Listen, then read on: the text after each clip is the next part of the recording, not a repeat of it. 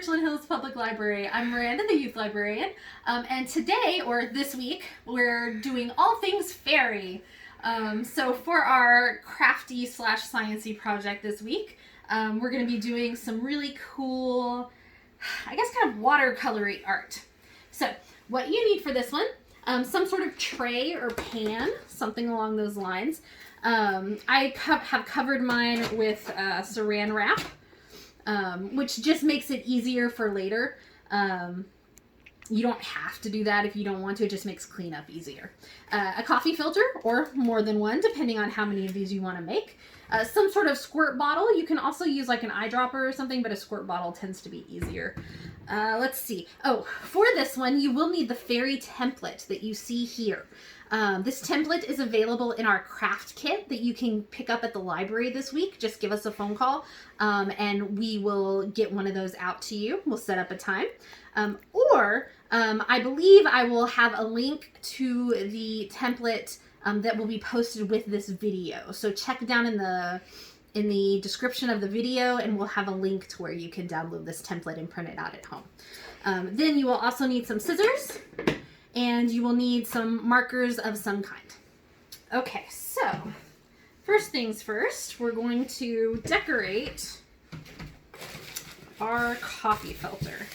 And you may say, hey, this project seems kind of familiar. And that would be because it kind of is. It is very similar to something that we did for Star Wars Week.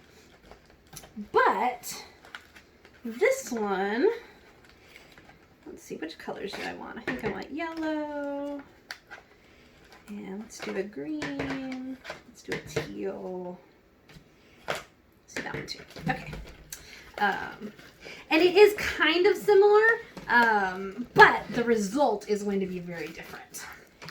So we are going to, or I am going to decorate my coffee filter.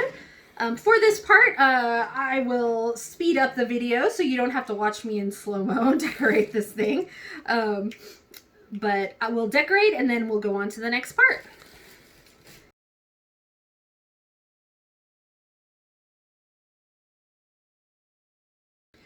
Okay, so now we have our filter decorated. As you can see, I've left some white spaces. It doesn't really matter if it's completely colored in. In fact, unless you just want to oversaturate your color, I would recommend not completely coloring it in. As you can see, I've left lots of gaps and things. But once we get it wet, it does take it a little bit of time, but once we get it wet, it's all going to spread out all over the coffee filter. So any places where it's white are probably not going to be white anymore. So let's take our spray bottle. You can get it good and wet. Usually, once I've got mine saturated, and so you can see already, there it goes. Yeah, once I've got it completely saturated, I usually put it in a room where I can turn a fan on it. And it really just takes it a few hours to dry when you've got a fan going on full blast. If you don't, it might take a little longer, but definitely within 24 hours, this is going to be completely dry. So this is the one that obviously is still wet and that we just did. Here are the ones that I made a couple of nights ago that we're going to be using for the rest of our project so that we don't have to wait for this one to dry. Okay. Do you have to use special markers? No, as long as they're water soluble. And actually, you could probably use Sharpies. I wouldn't recommend it because it might not spread out the same way over your paper. But it might be a fun experiment to try to see the difference between Sharpies and washable markers. But yeah, it doesn't matter what brand they are or anything like that. It's all part of experimenting. So use whatever markers you have and see what happens. So let's set that one aside. Okay. So as you can see, I kind of themed my fairy decorations.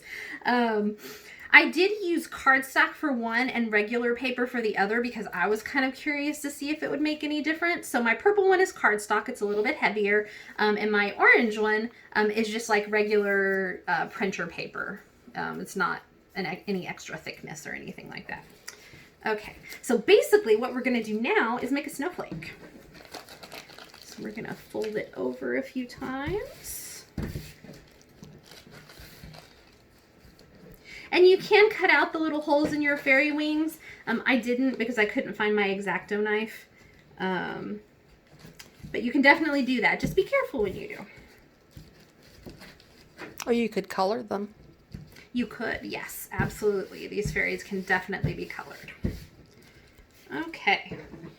So now we're going to do some cutting up again, and we're going to do some, I'll probably speed up this part of the video as well. Okay, so now we have it cut. Ta-da! And then, and I'm not sure exactly where to cut on this, but we're making a skirt for our fairy. So we definitely need a place that's going to kind of go up so that it can go up through the fairy's middle. But I don't think the hole has to be too big, especially since this is paper, so we can kind of curl it to do what we want it to. It's harder to do with cardstock. But we're going to give it a go and see what happens. So I'm not going to make this too big, and then if I have to, I'll fold it back up and make a bigger hole.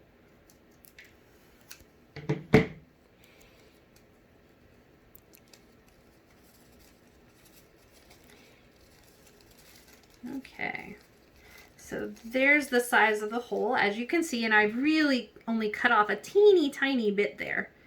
But that's a pretty good sized hole that we've got going on there. And then we're just going to kind of get our fairy through here. And you might have to do some bending. Just don't do any folding if you can.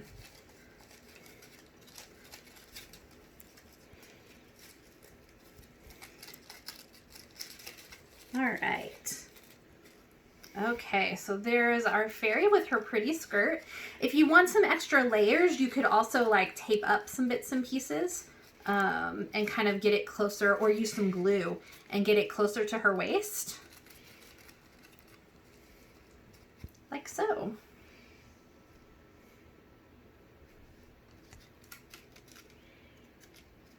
Okay, and if you see up at the very tip top here, there's a hole that's slightly smaller. You could even with a paper clip, you could unfold a paper clip, and with that hole right there, you could loop that through there and then hang it up like an ornament. If she were all in white, she could be a snowflake fairy. Okay. So let's see. I'd be surprised if there's very much a difference with our orange one and our orange fairy. So I think I'm going to leave that alone, especially since this is the cardstock and I was worried about it being harder to fold. This is just regular paper, so it's definitely going to be easier for you to fold up. As you can see, I can kind of curl her up there and she'll slide right into her fairy skirt. So I don't think I'll go out, I don't think I'll cut this one. But as you can see, this is our project. You can do all kinds of pretty flower fairies. Again, you can do it for the holiday times and make snowflake fairies. You have lots of different options. If you print these in on white paper, then you can decorate them yourself. Give them facial features if you want to. Decorate their dresses and their wings and things like that. You can really get creative with this project depending on how much drawing and or art you want to get involved with. So I think that's it for this project. Thank you so much for tuning in today. I really appreciate it. Don't forget that this fairy can count towards your fairy mission for the week. So you can take a picture of it for us, upload it onto the Read Squared website, and you get a whole bunch of points that can be counted towards whatever fantasy prizes you want to pick out, or one of our raffle prizes. We have some really cool ones for all age groups. Or I think we even have like a free book section now, so you can go look at the free books that we have available and then request some of those with your points. So lots of good options there. All right, so thank you so much for tuning in today. I hope you had fun. Please feel free to share these on Facebook and Instagram as well, and I hope y'all have a good day.